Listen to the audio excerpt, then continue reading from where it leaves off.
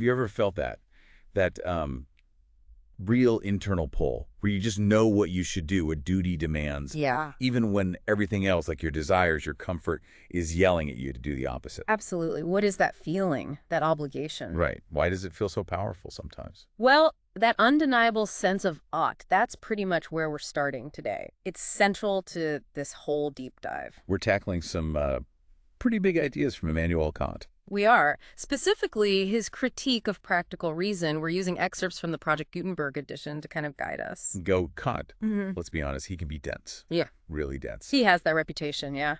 But our mission here is to, unpack it, make his core insights a bit more accessible. We want to get into his argument that pure reason isn't just for figuring out the world. Yeah. It actually guides our actions directly, how he pinpoints this highest good as the goal. And how chasing down that thread of duty leads to some pretty, staggering conclusions about freedom, God, immortality, our own worth. It's quite a journey. So think of us as your guides through this.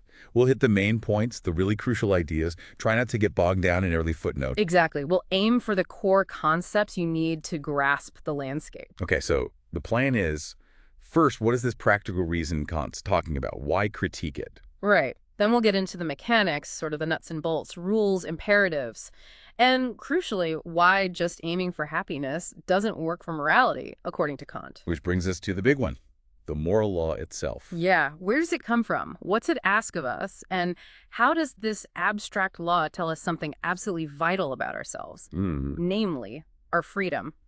Freedom. Always a tricky one. We'll need to unpack what Kant means by that and how it fits with, reality as we experience it. And then how does this purely rational law actually motivate us? There's this unique feeling involved, respect. Respect for the law. Okay. Which leads to this powerful idea of personality, the inherent dignity we have as rational beings. And finally, we loop back to that highest good.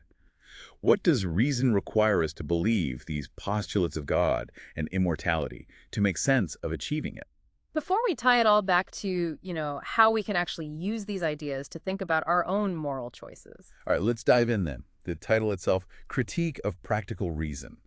What's the main goal of this book? What's he trying to establish? He wants to show, really definitively, that pure reason can be practical. Meaning that reason, all by itself, without needing any input from our feelings, our desires, our experiences, it can determine our will. It can tell us what we ought to do. And that's a big step beyond his first critique, the critique of pure reason, right? Exactly. That one was about the limits of theoretical reason, what we can know. It basically said reason hits a wall when it tries to prove or disprove things beyond experience, like God, freedom, immortality. Things we can't sense. Right. The super sensible. Yeah. Speculative reason couldn't nail those down.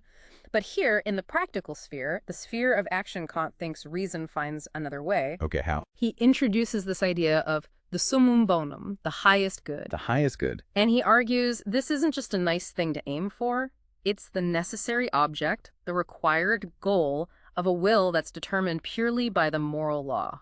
So the moral law itself points towards this ultimate goal. Yes.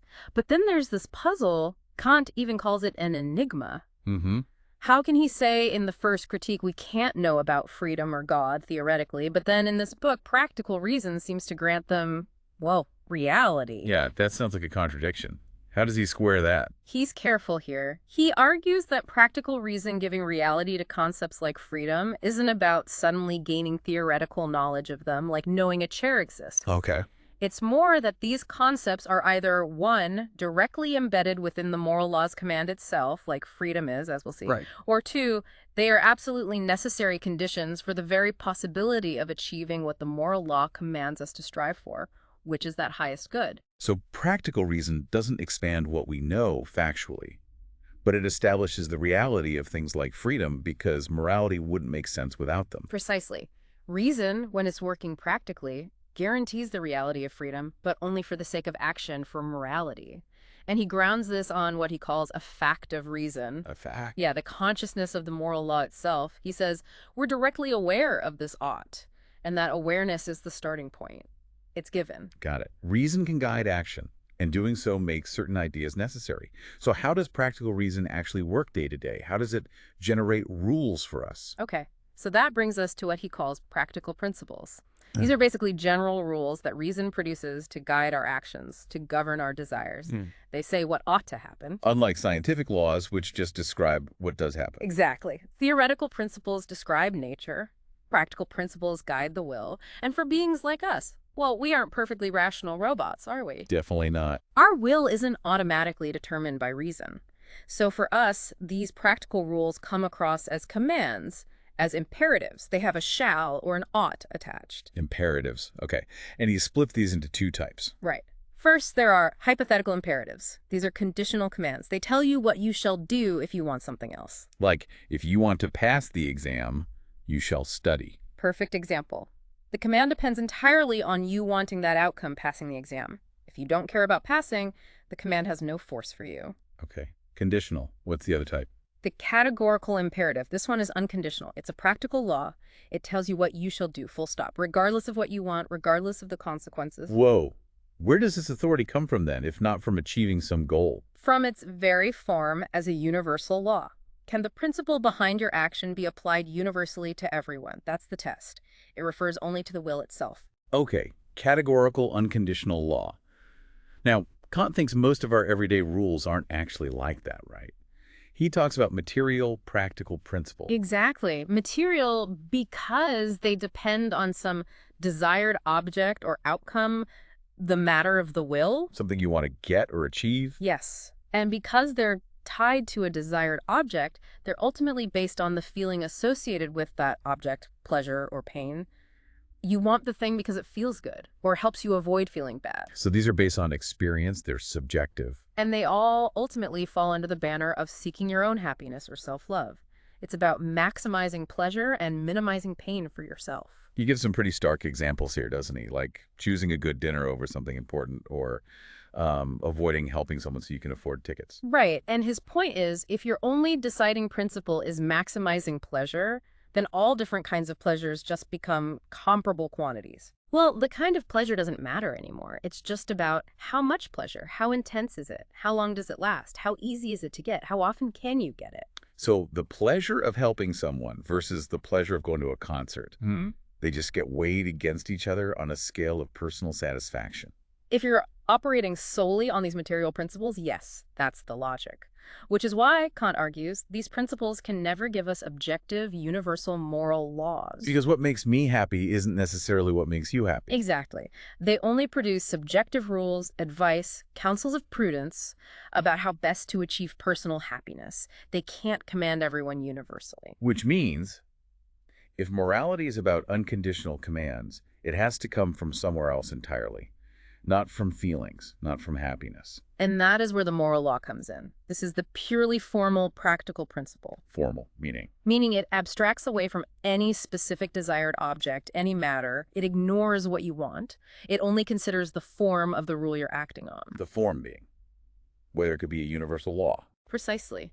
The sole criterion is, could you will that the maxim, the principle behind your action, become a universal law governing everyone? So it's not about the outcome, it's about the universalizability of the principle behind the action. You got it. And Kant says this purely formal principle, completely independent of our inclinations and desires, is the only kind of principle fit for a free will. A free will? Why free? Because a will determined by this formal law isn't just reacting to natural causes, like desires triggered by external stimuli. It's determining itself based on a principle of reason alone. It's independent of that chain of natural cause and effect. Okay, but how do we even know about this moral law? Did someone teach it to us? Do we figure it out? Nope. Kant insists it's given as a fact of pure reason. A fact of reason. Yeah, we're just conscious of it. A priori meaning before or independent of any particular experience. It's just there in our rational consciousness. And it's apodictically certain it's necessary and universally valid for absolutely everyone who has reason and will. We just know it. We're conscious of its command, yes. Think of it like this. Principles of self-love can only advise you on how to be happy. The moral law commands you. It says you ought. And judging by this law, Kant says it's actually simpler than figuring out happiness. Much simpler. The command of duty is clear. Is your maxim universalizable, yes or no? But figuring out what will actually lead to your lasting happiness, that requires predicting the future, understanding the world, knowing yourself perfectly. It's incredibly complex and uncertain. Whereas the moral command. Because it only depends on the internal consistency of your will, it's something anyone with reason can access and, crucially, can satisfy. It's always possible to act from duty. Achieving happiness is, well, much less certain. That makes a lot of sense. It's easier to know if I should lie than whether the lie will make me happier down the road. Exactly. Think about that difference he points out, being annoyed you lost a game versus despising yourself because you cheated to win. The annoyance is just frustrated desire. The self-contempt points to a different standard altogether, right? It's a judgment based on the moral law, not on personal gain or loss. So that feeling of guilt or remorse or maybe satisfaction when we do the right thing, Yeah. that's connected to the law. It is. These feelings accompany our awareness of the law and whether our actions align with it. But crucially, they aren't the foundation of morality. Duty comes first.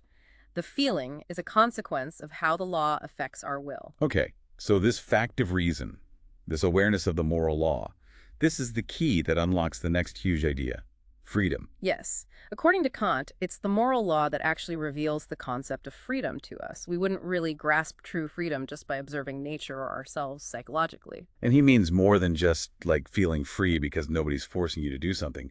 Psychological freedom. Much more. Psychological freedom might just mean your actions follow from your internal thoughts or desires, but those thoughts themselves could still be determined by prior causes, just inside your head. Kant's talking about transcendental freedom. Transcendental, meaning Independence from the entire causal chain of the natural, sensible world. Freedom from the laws of physics and biology, in a sense. The ability to initiate a new causal sequence purely from reason itself. that sounds really hard to square with a scientific view of the world. It is, if you only look through that lens. But Kant uses this incredibly powerful thought experiment. Imagine someone is ordered by a tyrant to tell a lie that will condemn an innocent person. Okay. And if they refuse, the punishment is immediate death. So the strongest possible inclination survival fear of death is pushing them to lie. Right. Now, Kant says this person might doubt whether they actually would have the courage to refuse. They might be terrified, Yeah. but they must admit inwardly that it's possible for them to refuse. They judge that they can refuse because they are conscious that they ought to refuse. The I ought implies I can. That's the crucial link for Kant. Your awareness of the moral obligation, I ought not lie, reveals your capacity to act independently of even the most powerful natural determinants, fear of death. It reveals your transcendental freedom. But okay, here's the real head scratcher for me. How can the same action say the person does give the false testimony be seen as both a result of causes, fear, upbringing, maybe brain chemistry, and something they were free and responsible for? That's the core tension. And Kant's solution hinges on his big distinction between the world as it appears to us, phenomena, the world of sense, and the world as it is in itself, noumena, the intelligible world. Okay, phenomena and noumena. We experience ourselves and everything else as phenomena unfolding in time, subject to natural laws, including cause and effect. But as rational beings capable of understanding the moral law, we also belong to the intelligible world, the noumenal realm. A realm governed by reason, not natural necessity. Exactly. So your action as an appearance in the sensible world might be explainable through a chain of natural causes. But you, the agent, the rational self belonging to the intelligible world, are judged according to the law of reason, the moral law. You are considered free and responsible from that perspective. So my conscience, when it makes me feel guilty about something I did years ago, it's judging me as that timeless, rational self, not just the product of circumstances back then. That's the idea. Conscience operates from the supersensible viewpoint. It holds you accountable based on your rational capacity, regardless of the empirical pressures or psychological states that were present. It's a perspective, Kant says, that's natural to our reason, even if we can't fully explain how it works. That's demanding. Oh. Responsibility really comes down to our rational nature. Yes. And this freedom, which the moral law makes us aware of, is the absolute bedrock condition for morality. If we weren't free in this deep sense, the whole idea of ought would be meaningless. You can't be obligated to do something if you're not capable of doing it. Okay, so we've got the moral law, this command from reason, revealing our freedom. But the law itself is quite abstract, formal. How does it actually push us? How does it become a motive? Yeah, that's another deep question. Kant admits that why the moral law motivates us is ultimately inexplicable, just like how freedom is possible is inexplicable. But he says, we can describe its effect on our minds. And the first effect is negative. It takes something away. Yes, primarily. Yeah. The moral law acts as a check on our inclinations. It confronts our self-love, our tendency to put our own desires first, what he calls self-conceit. It essentially denies them the right to be the supreme determining principles of our will. It humbles them. So it pushes our ego and desires out of the driver's seat. Pretty much. It clears the ground. But in doing that, by removing those obstacles, it has a positive effect too. It allows its own objective command, the command of reason, to take precedence in our judgment. And this process generates a specific feeling. Yes, respect. Achtung in German. Respect for the moral law. Crucially, Kant argues this isn't a feeling like pleasure or fear that comes from our senses or inclinations. It's a unique feeling produced by reason itself, as it recognizes the authority of the moral law, a law that originates within our own rationality. So it's not like we aim to be moral because respect feels good. Yeah. It's the feeling that arises when the moral law influences our will. It's like the subjective side of the law's authority. Exactly. You could say respect is morality itself, but considered subjectively as a motive. It's the feeling of the law's weight and authority within us, and it's directed only at the law, and by extension, at persons as subjects of the law. That's why we respect persons, not things. And this connects back to freedom. Directly. Respect is the feeling of freely submitting to a law that, yes, constrains our inclinations, but does so through our own reason. So it feels like constraint because it opposes desire, but also like elevation because we recognize our power to be guided by reason, independent of nature. It humbles our empirical self, but elevates our rational self. Which leads us neatly into another really powerful Kantian concept, personality. Personality, yes. In his specific sense, it is this very power we've been talking about, the freedom and independence from the mechanism of nature, and the capacity to be subject to pure practical laws given by our own reason. It's what lifts us above the purely sensible world. It connects us to this intelligible order. Right, and the implication is massive. Which is? That because we, and indeed every rational creature, are subjects of the moral law which Kant calls holissimo assent, we possess an inherent dignity. We are ends in ourselves. Ends in ourselves, meaning we shouldn't be treated just as tools. Never merely as a means to someone else's end, no matter how grand or good that end might seem. Not even, Kant suggests, by God in relation to other rational beings.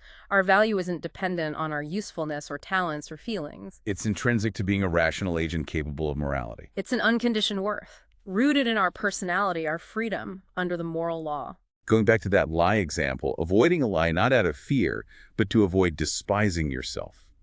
That feeling taps into this idea of personality, doesn't it? Violating the law feels like violating your own inherent worth. Absolutely. You feel that internal conflict because you're aware, even dimly, of this higher standing, this dignity that reason confers, which is compromised when you treat yourself, your rational agency, merely as a tool to get something else, even something like avoiding unpleasantness. Okay. Moral law, freedom, respect, personality, all flowing from pure practical reason. Now, let's circle back to the summum bonum, the highest good. You said it's the necessary object of a morally determined will. What exactly is it? Right, it's the ultimate aim, and Kant says it's got two distinct parts. Okay. First, there's morality itself, virtue. For finite beings like us, that means the constant striving towards perfect conformity with the moral law, which he sometimes calls holiness. So perfect goodness is the first part. What's the second? Happiness, but specifically happiness that is proportioned to that morality or virtue. So not just happiness, but deserved happiness. Exactly. And he thought previous philosophers, like the ancient Greeks, got this wrong. How so? Well, the Epicureans basically made happiness the goal and virtue just a clever way to get it. The Stoics tried to say virtue is happiness, that they're the same thing. Kant says no, they're fundamentally different. Heterogeneous elements, he calls them. Right. Virtue, or morality, is the supreme good. It's the unconditioned condition. You have to be good first. Happiness is the second part, the necessary consequence that ought to follow from virtue, but it's conditioned by virtue. The connection is synthetic, joining two different ideas, not analytic, where one contains the other. That connection seems like the problem, doesn't it? In the real world, being good doesn't automatically make you happy. Precisely. That's what he calls the antinomy of practical reason. There's this tension. Morality commands us to be worthy of happiness, and the highest good requires happiness to be proportionate to worthiness, but the laws of nature don't seem to guarantee that connection at all. So how do we resolve this antinomy? How can this highest good, with both virtue and proportionate happiness, actually be possible? This is where Kant introduces the postulates of pure practical reason, Postulates. like assumptions. Necessary assumptions, yes. Beliefs that reason finds itself compelled to adopt in order to make sense of its own command to pursue the highest good. They're required for the practical possibility of the goal. Okay, what are they? First postulate, immortality. The highest good requires perfect virtue or holiness. But for beings like us, stuck in time, subject to inclinations, achieving perfect conformity with the moral law seems impossible in a finite lifetime. It's an infinite task. Right. So Kant argues reason must postulate an endless duration of our existence immortality to allow for the possibility of this uninterrupted but infinite progress towards moral perfection. So we need infinite time to become perfectly good. That covers the virtue part. What about the happiness part, making sure happiness matches virtue? That requires the second postulate, the existence of God. Since the natural world, operating by its own laws, provides no guarantee that happiness will be distributed according to virtue, we must postulate a cause of nature that is distinct from nature, an intelligent cause that operates according to moral laws. A being that can ensure the connection. Yes, a supreme being who is both morally perfect, holy and good, and all-powerful, omnipotent, capable of arranging the world perhaps in a future state, such that happiness is perfectly aligned with virtue, God, as the guarantor of the summum bonum.